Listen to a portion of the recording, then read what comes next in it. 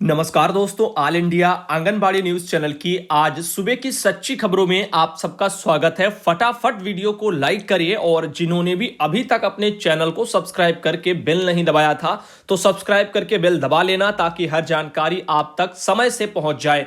सबसे पहले तो आपको हम ये बता दें कि आंगनबाड़ी बहनों को बिना लाभ के रिटायर किया जाना असंवैधानिक है। ऐसा किसने कहा है? अभी अभी जो है हाई कोर्ट ने कहा है, जब अभी कल उत्तर प्रदेश में सुनवाई हुआ है। तो आप सबको बता दें, कोर्ट तो कोर्ट है, डिसीजन जो भी देगा वो सभी जगह होने चाहिए। लेकिन अब ये तार्किक चीजें भी हैं कि बिना पैसों के रिटायर कर देना ठीक नहीं होता है। इतने लंबे समय से कोई काम करे और जब उनका बुढ़ापा आए, बुढ़ापे में काफी समस्याएं होती हैं। एक तो दवा का खर्चा बहनों का बढ़ जाता है, बुढ़ापे में किसी ना किसी तरीके की दवा वगैरह चलती रहती लोगों की, और जब कमाई का जरिया ही नहीं रहेगा तो खाएंगी क्या? तो ऐसी स्थिति में जब वो कर भी नहीं सकती कुछ, केवल और केवल जो है उनको पेंशन या फंड ऐसी चीजों का आसरा होता है। तो बिना इन चीजों के इनको रिटायर कर देना ये असंवैधानिक बताया जा रहा है, यानी संविधान के अधिकारों के खिलाफ बताया जा रहा है। तो ये कोर्ट ने तो बोल दिया। अब देखते हैं उत्तर प्रदेश सरकार कितना उच्च जो है माननीय न्यायालय के आदेशों को मानती है और अपनी गलतियों को भी स्वीकार करती है कि आपने बिना किसी जो है इनको लाभ के ऐसे ही बुढ़ापे में छोड़ दिया, जैसे आप मक्खी को निकाल करके चाय से दूध से फेंक दिया जाता है। अब आप देखिए, लखनऊ वगैरह से यह खबर छपी थी। मुख्य न्यायाधीश की बेंच ने आंगनबाड़ी कार्यकर्ती के बिना सेवानिवृत्त लाभ के रिटायर किए जाने को गैर संवैधानिक मानते हुए सरकार से जवाब मांगा है। तो हमने इसके बारे में कल सारी बातें आपको तो बता रखी हैं, तो पता तो सबको हो ही गया है कि उत्तर प्रदेश में गिरीश कुमार पांडे जी यानी महिला आंगनबाड़ी कर्मचारी संघ की तरफ से याचिका डाली गई थी। उसी पर कोर्ट ने सुनवाई में यह बात कही है। अब देखना यह है कि हमारी सरकार, उत्तर प्रदेश सरकार, इन चीजों को कितना गंभीरता से लेती है और अपने किए हुए इन गलतियों को जो है सही करती है। गलतियां तो सरकार ने एक नहीं तमाम कर रखी, चाहे आप इनको गलतियां समझो, चाहे सरकार का जुमलेबाजी वाला धोखा समझो। क्योंकि 1500 प्रोत्साहन राशि भी योगी सरकार ने बढ़ाया था और वो भी उन्होंने दिया नहीं। मोबाइल में रिचार्ज का भी जो भी 250 या जितना भी रुपया आता है वो भी उनके खातों में आता नहीं। 1.5 साल से बीत गया। मोबाइल भी कहीं कहीं पहले दिए गए, प्रथम चरण में कुछ जिलों में कुछ ही बहनों को,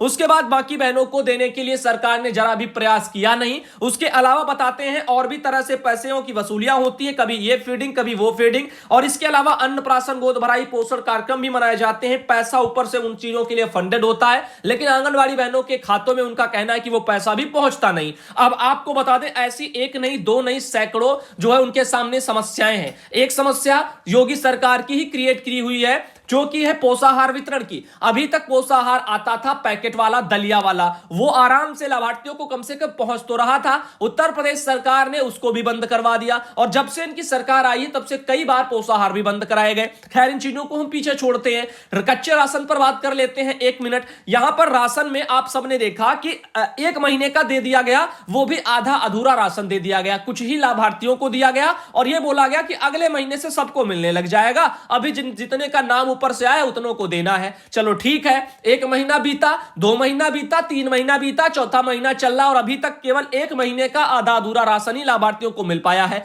हर महीने, जबकि 5 तारीख को मिलना चाहिए था आंगनबाड़ी केंद्रों पर, 3-4 को ही पहुंच जाना चाहिए था, 5 को वितरण होना चाहिए था और वो भी जो है सरकार विभाग करवा नहीं पा रहा है। इसमें भी लापरवाहियां चल रही है। दाल, दूध, घी, इन चीजों को लेकर के भी जो है लापरवाहियां घोर हो रही है, वो भी कहीं कहीं बटा नहीं है। दूध घी तो 1 महीने का भी नहीं बटा और महीने बीत गए हैं 3-4। अब आप खुद सोचिए, इतने महीने बीतते जा रहे हैं, कुपोषण बढ़ता जा रहा है, सरकार अधिकारी जिम्मेदारी निभा नहीं पा रहे और ऊपर से बाद में कहेंगे कि जो है लाभार्थियों तक लाभ नहीं पहुंच पा रहा है। भाई, ऊपर से आप भेज नहीं पा रहे हो, आपकी इस जो आप ये योजना लाए हो वो भी विफल है। चाहे आप इसको बचाना चाहते हो, चाहे जो है खाना पूर्ति करना चाहते हो। आगे आप लोगों को पता है 62 वाली बहनों को रिटायर कर दिया गया। अब ये भी सरकार का एक कैसा है फरमान जारी किया गया कि खाली हाथ उनको बुढ़ापे में आपने छोड़ दिया निकाल करके। अब इन चीजों को सोचिए, समझिए। सरकार ने तो ये सब कहा है और फिलहाल के जो भी किया आंगनबाड़ी बहनों के हित में जरा सा भी नहीं रहा। अब आप फिर भी सोचें और समझें, अपने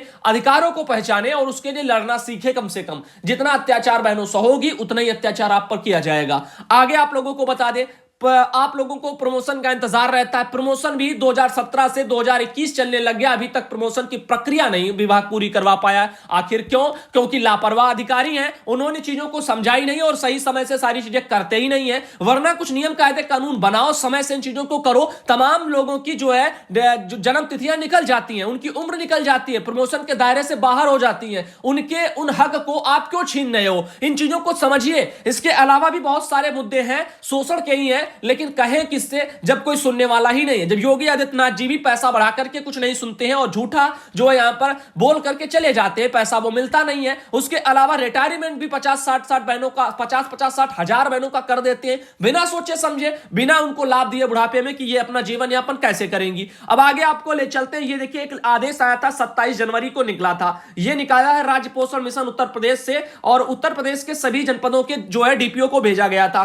पोषण अभियान के अंतर्गत सामुदायिक जो गतिविधियां हैं उनके आयोजन के संबंध में आया था। कोविड प्रोटोकॉल वगैरह का पालन करते हुए मनानी है। इसका हमने आप लोगों को पीछे वाला जो बैक वाला एक पेपर था ये हमने कल ही आपको दिखा दिया था। इसमें देखो फंडेड वंडेड के बारे में लिखा है। 250 रुपया गतिविधियों के लिए, 225 रुपया अन्य सामग्री के लिए, 25 रुपया अन्य व्यय के लिए, ऐसे करके सब दे दिया जाता है। लेकिन मिलता क्या है? आंगनबाड़ी बहनें कहती है ना उनके वहां जो है इन गतिविधियों का पैसा आता है, ना ही मोबाइल में फोन का रिचार्ज का आता है। साड़ी वाड़ी आती है, उनमें भी जो है लापरवाहियां होती है, कहीं भ्रष्टाचारी होती है, कहीं पैसे मांग लिए जाते, कभी वाउचर दो, कभी ये दो, और उनमें उनका पैसा चला जाता है। और कभी जब मान लीजिए वॉल पेंटिंग के नाम पर या फ्लेक्सी फंड में जो पैसे आते हैं वो भी पैसे अधिकारी निकलवा करके बंटवा लेते हैं, बंदर बांट कर लेते हैं। कैसे हो आंगनबाड़ी बहनों का ये शोषण खत्म? तो आप खुद सोचिए जरा।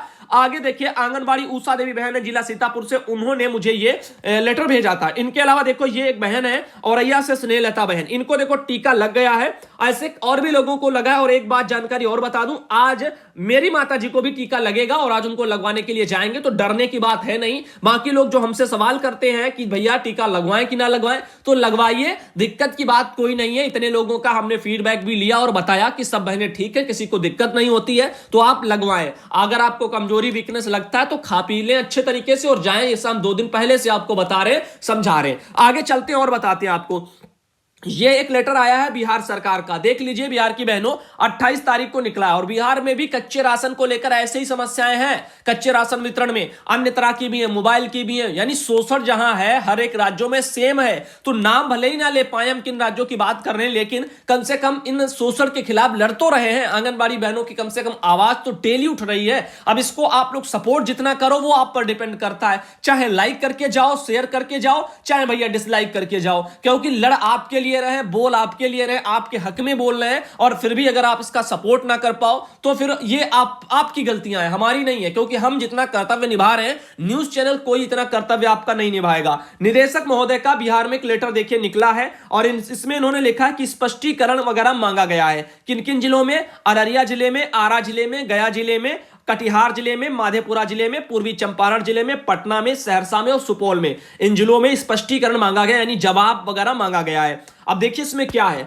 मैटर था चाइल्ड अकाउंट वगैरह को लेकर के, तो इससे जुड़ा हुआ है। पुराने लेटर तो मैंने आपको पहले ही दिखाए, नया लेटर आज आप देख लीजिए क्या निकला है इसमें कहना है कि जिला स्तर पर संधारित चाइल्ड अकाउंट की जो राशि है उसको पेरेंट अकाउंट में अंतरित करने का निर्देश दिया गया था। साथ ही अवर जो है यहां पर लिखा हुआ है, लेकिन अपर मुख्य जो है सचिव होंगे समाज कल्याण विभाग पटना की अध्यक्षता में गूगल सीट के माध्यम से आयोजित बैठक क्रमशः दिनांक 8/12/2020 एवं 7/1/2021 को पूरक पोषाहार मद में स्थायी जो है अग्रिम की राशि जो जिला स्तर पर संधारित चाइल्ड अकाउंट वगैरह में है उसको शून्य करने के निर्देश दिया गया था। परंतु आपके जिलों का चाइल्ड अकाउंट में राशि शून्य नहीं है। मतलब यह कि जो है इसको भेजना था किसमें? जो चाइल्ड अकाउंट के नाम से जो अकाउंट खुले होंगे अधिकारियों के वहां जिलों में, उनमें जो राशि थी यानी जो पैसा था उसको किसमें भेजना था? उन्हीं जो है यहां पर चाइल्डों के पेरेंट्स वगैरह के अकाउंट में भेजना था। लेकिन उनके जो है मां बाप के खातों में पैसा तो भेजा नहीं गया, वो पैसा अधिकारी अपने अकाउंट में डाल करके वहीं पर चाइल्ड अकाउंट वालों में ही रखे हुए हैं। अब आप देख लीजिए कैसे लापरवाहियां होती हैं। एतयो पत्र प्राप्ति के 2 दिन के अंदर जिला स्तर पर संधारित चाइल्ड अकाउंट की राशि को शून्य किया जाए एवं इस संबंध में अपना स्पष्टीकरण दें कि किस परिस्थिति में दिए गए निर्देश का अनुपालन नहीं किया गया है। यह यहां पर निदेशक महोदय का यह एक लेटर जारी हुआ। हम आपको एक कड़वा सत्य बता दें, बुरा भले ही लगे और सच आप मानो या ना मानो, तमाम मदों में आए हुए पैसे या विभाग में या सरकार द्वारा जब केंद्र से या राज्य से कभी भी बजट निकलता है, पैसा आता है, वो कहां रखा जाता है, जरा इस पर भी गौर कर लिया करो। मानदेय के लिए जब पैसा इकट्ठा इतना निकल जाता है, इतना सरकार के पास होता है और दे देता है, फिर भी ये 2-2 महीना, 3-3 महीना, 4-4 महीना ये लेट क्यों कर देते हैं, ये सोचने लायक बात है। अगर निदेशालय में बजट नहीं होता है तो जब खत्म होने वाला है उससे 10-15 दिन पहले आप जो है बजट मंगवाइए। ये व्यवस्था विभाग को करनी चाहिए कि नहीं करनी चाहिए, लेकिन ये सब चीजें नहीं होती हैं। 1 महीना हद होती है कि जो है बीत जाए, 2 महीना देख लीजिए बीत गया, 3 बीत गया, 4 बीत गया, 5 बीत गया, कभी कभी 6-6 महीने बीत जाते हैं। मानदेय ये लोग ऊपर से नहीं डालते हैं। आखिर क्यों नहीं डालते हैं? क्या ऐसा तो नहीं कि ये पैसा अपना बैंक में, अकाउंट में कहीं एक जगह रखते हो और आप सोच लीजिएगा कितना पैसा होगा और उस पर ब्याज कितना मिलता होगा, जरा इसका अंदाजा लगाइए। और वो ब्याज का तो कोई कीमत ही नहीं, तो बैंक दे रही है ना टैक्स टाइप में। अब आप खुद सोचिए, इन चीजों को लेकर के कुछ ना कुछ तो लोचा चलता है, इसीलिए तो पैसा रोक दिया जाता है, वरना ये समय पर पैसे का भुगतान होना चाहिए। और आंगनबाड़ी बहनें अपने मानदेय को समय पर पाने के लिए जमीन पर लड़ भी नहीं पाती हैं। सिर्फ मानदेय के लिए ही नहीं, वे अपने ऊपर हो रहे शोषण अत्याचार के खिलाफ भी नहीं लड़ पाती हैं, बोल नहीं पाती हैं। और यही एक मुख्य कारण है कि इनका ही शोषण हो रहा है, बाकी अन्य विभागों में कम हो रहा है, क्योंकि ये बोल नहीं सकती। इनकी चाहे समस्याएं समझो या कुछ भी समझो, या जागरूकता की कमी समझो, या फिर इनकी कहीं ना कहीं गलतियां छिपी हुई हैं इन्हीं में, इन्हीं के कामों में, तो उनसे वो डरती हैं। या वही तो समझा रहे हैं आप कि आप डरिए क्यों, आप डरिए मत, आप काम अच्छा करिए और डरना छोड़िए। सफाई से कदम फूंक फूंक करके आप चलिए आगे, और उसके बाद जो है अपनी तरफ से पूरे सबूत रखिए, सब कुछ रखिए और डरिए बिल्कुल मत। शोषण के खिलाफ जब आप खड़ी होंगी, अच्छा काम करेंगी, तो आपके अंदर से डर ऑटोमेटिक चला जाएगा। और जिस नौकरी के लिए आप परेशान हैं, जरा सोचिए वो नौकरी में पैसा कितना है, मात्र 5500 रुपया। अब आप खुद सोचिए 5500 में आप काम कितना करती हो, और उसके लिए सरकार आपको ये 5500 रुपया जो दाम देती है वो आज के जमाने में कितना है। और अगर ये नहीं होगा तो क्या आप महीने में 5500 रुपया इतनी मेहनत करके कोई अगर अन्य भी काम करोगी तो क्या कमा नहीं सकती हो? बिल्कुल कमा सकती हो, और इससे भी ज्यादा कहीं कमा सकती हो। आप उदाहरण के लिए आप उद्योग धंधे उठा लीजिए, गांव वगैरह देहात में जो भी आप चला सको, या अन्य चीजों को लेकर के। ये हम नहीं कहते नौकरी छोड़ दो, लेकिन अगर आपको करना है तो कम से कम शोषण के खिलाफ तो लड़ना सीखो। बंदर बांट अगर विभाग के अधिकारी करें तो उनके खिलाफ लड़ना सीखो। अगर ये नहीं कर पाओगी तो फिर आपके अधिकार सुरक्षित नहीं है, और ऐसे करके शोषण हो रहा है। नौकरी कर कर भी आपको कुछ नहीं मिलने वाला। सरकारें तो आप जानते हो कि काम लिया, जब तक लिया उसके बाद आपको मक्खी की तरह निकाल करके फेंक देते हैं। फिर आपके लिए ना बुढ़ापे के पेंशन के लिए ना किसी चीज के लिए सोचते हैं। अब आप खुद सोचिए, सरकारों को इतनी फिक्र होती तो 50-60 हजार बहनें उत्तर प्रदेश में ऐसे क्यों खाली हाथ रिटायर कर दी जाती, वो भी संक्रमण काल में, जब उनके आस घर में कमाने वाले जो भी होंगे लोग, उनका भी शायद धंधा या नौकरी चौपट हुआ होगा, घर में खाने के लाले होंगे, और फिर भी जो है ऐसा सरकार कदम उठाती है। तो ये बड़े दुर्भाग्य की बात है, और हमारी जनता भी समझ नहीं पा रही इन चीजों को, लेकिन वो धुन एक गा रही है, क्योंकि सरकारों ने इन चीजों को ऐसे तरीके से ढाल ही दिया है। वो मैटर में आप बहुत कई साल हो गए मैंने इस पर बात नहीं किया, हिंदू और मुस्लिम, बस यही दो ऐसे मैटर रह गए हैं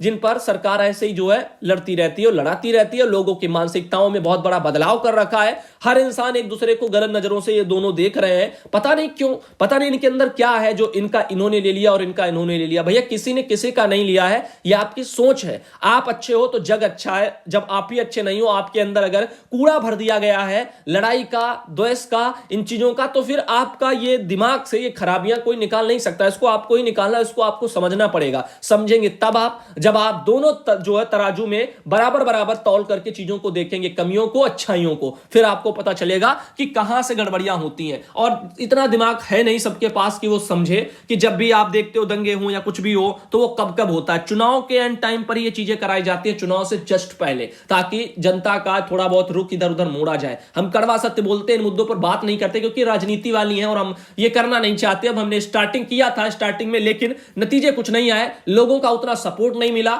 हमने समझाया बहुत कुछ, लेकिन जनता समझेगी अपने हिसाब से। जो समझने वाले थे वो मेरे पास आ गए और वो अभी भी आज यहां पर है, चाहे वो हिंदू हो चाहे वो मुस्लिम हो, उनको फर्क नहीं पड़ता ऑल इंडिया की खबरों से, क्योंकि यहां कड़वा सत्य बोला गया, स्टार्टिंग में ही बोला गया। और जब मैं छोटा था, बहुत छोटा था, लगभग जो है यहां पर स्टार्टिंग हमने किया था, तब हमें इतना अनुभव भी नहीं था इन चीजों का, बोलने का, बताने का, समझाने का, लेकिन फिर भी हमने स्टार्टिंग किया, तब भी लोग तारीफ कर रहे थे मेरी। फिलहाल के लिए आज का वीडियो बस इतना ही रखते हैं, लंबा हो जाएगा। और अगला वीडियो दोस्तों 11 बजे आने वाला है, उसका इंतजार करना। देखते हैं 11 बजे क्या खबरें आपके लिए।